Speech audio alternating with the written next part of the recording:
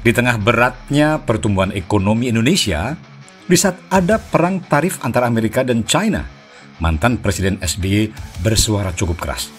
Dia bercerita, sebenarnya ada beberapa hal yang pengen dikatakan pada pemerintah, namun itu ditahan. Bagi SBY, dirinya dibatasi oleh etika. Bukan hanya itu. Menurutnya, sebagai mantan presiden, dirinya mesti banyak menahan diri.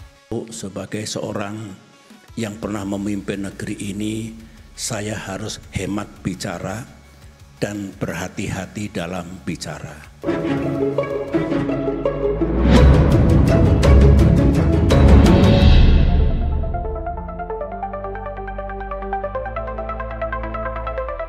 Bagi awam, ya mungkin itu pernyataan biasa saja. Namun kita mesti jeli, sebenarnya itu ungkapan yang ditujukan pada Jokowi. Karut-marutnya situasi sekarang ini, mau bagaimanapun, sebagian adalah imbas pemerintahan sebelumnya. Tidak itu saja, anak Jokowi punya jabatan strategis pula, Wakil Presiden Indonesia. Artinya apa? Artinya Jokowi semestinya turut bertanggung jawab dan enggak boleh lepas tangan begitu saja. Bukankah jelang pergantian presiden, mantan gubernur DKI itu berulang kali mengingatkan 13 tahun ke depan adalah tahun-tahun yang menentukan apakah Indonesia akan menjadi negara maju atau bertahan sebagai negara berkembang.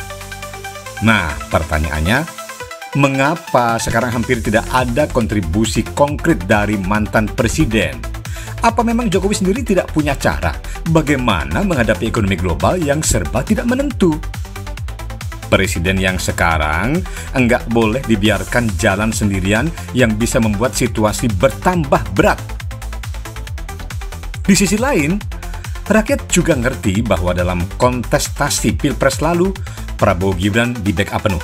Mereka tidak sekedar mampu menang Pilpres dalam satu putaran, tetapi juga kemenangan itu atas pengkondisian politik sebelum coblosan. Mengapa dengan pemerintah yang didukung mayoritas parpol, perkembangan ekonomi cenderung suram? Ketua Majelis Tinggi Demokrat seolah pengen memperlihatkan ada banyak mantan pejabat yang masih bertahan di pemerintahan. Bukan saja bekas menteri dari partai politik, tetapi juga berlatar belakang teknokrat hingga relawan. Porsinya cenderung bertambah.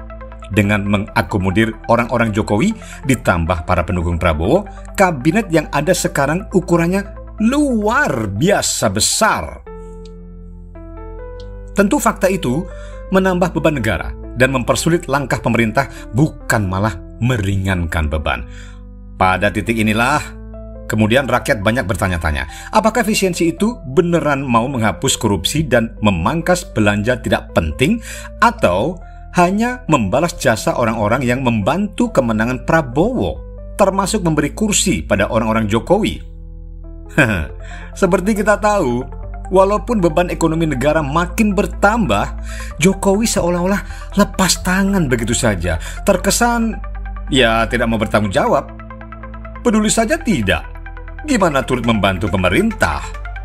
Berbondong-bondongnya menteri yang bersilaturahmi lebaran ke kediaman Jokowi makin memperlihatkan bila Presiden ke-7 itu masih diberi tempat khusus dalam kepentingan politik. Satu hal yang mesti diingat, Jokowi hanya berpikir soal diri dan keluarganya saja. Dia seolah-olah menjaga eksistensinya di dunia politik, dan yang bertambah aneh, bukankah ayahnya Wapres itu tidak punya partai? Mengapa masih terlihat punya pengaruh besar pada kekuasaan? Jokowi menciptakan isu-isu baru, ngotot bicara topik atau tema yang menambah beban pemerintah. Ya mau tidak mau, suka tidak suka, cara Jokowi eksis di dunia politik tidak berkontribusi di pemerintahan.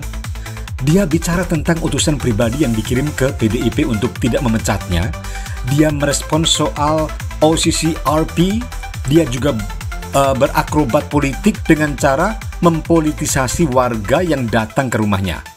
Nah, pada momentum Idul Fitri kemarin pun tak lepas dari mempolitisasi secara agama, ya, dalam arti mempolitisasi acara keagamaan. Siapa yang berada di balik banyaknya menteri kabinet merah putih yang rame-rame sowan ke tempat tinggalnya? Kalau memang bukan manuver politik, mengapa hanya ada Bahlil dan Zulhas, petinggi partai yang pergi ke Solo? Mana menteri dari PKB, dari Gerindra, atau menteri dari Golkar selain Bahlil, serta menteri dari PAN selain Zulhas dan Bima Arya? Mana? Menteri-menterinya mana? Termasuk bekas menteri Jokowi yang sempat terlihat di Sumber, ada Budi Ari, LBP, Sri Mulyani, Budi Gunadi, dan Wahyu Sakti Trenggono. Meski hanya sebagian kecil menteri yang menyambangi Jokowi, Mardani Alisera PKS menyebut peristiwa itu sebagai sinyalemen matahari kembar. Rupanya negeri ini ada dua pemimpin yang punya komando sendiri-sendiri. Ya, tentu sorotan itu menimbulkan tanya bagi rakyat. Tidakkah yang dikatakan Mardani sebagai kekhawatiran yang sama dengan apa yang pernah SBY katakan? Dan sejak awal pemerintahan Prabowo hingga 5 bulan berjalan, Jokowi benar-benar belum melepas pengaruhnya dalam pemerintahan. Ada apa sebenarnya? Apa yang sedang terjadi? Apa Jokowi tidak mempercayai Prabowo? Adakah ini semua menggambarkan bila dia sedang berusaha melindungi Gibran yang sekarang jadi wakil presiden? Nah, justru dengan tanggungan berat pemerintahan, pertanda dia mencoba mengambil keuntungan politis demi putra sulungnya.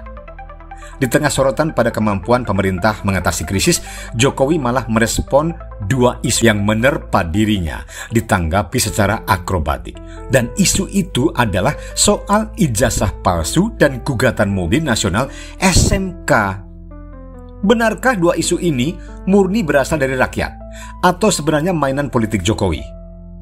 Ketika upaya membesarkan topik partai Super TBK telah gagal alias tidak mendapat respon positif.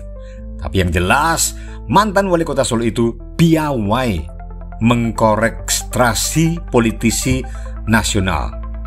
Ya, rekam jejaknya selama 20 tahun terakhir sulit untuk ditandingi politisi manapun.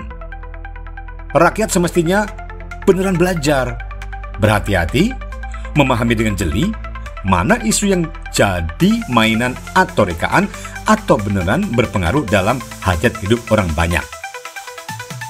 Apa yang disuarakan mantan Presiden SBY terkait etika dan menahan diri membuktikan bila Presiden ke-6 itu masih peduli pada masa depan bangsa ini.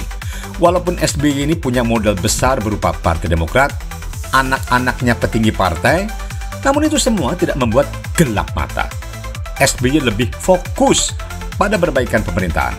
Coba bandingkan dengan kondisi Jokowi yang tak punya partai, dua anaknya jadi pejabat negara dan satunya hanya mengandalkan partai gurem. Namun hasrat kekuasaannya melampaui para politisi yang sudah lebih duluan terjun ke politik. Akankah kita menjadi bagian yang menambah rusak negeri ini? Atau bersama-sama bahu-membahu untuk membenahinya?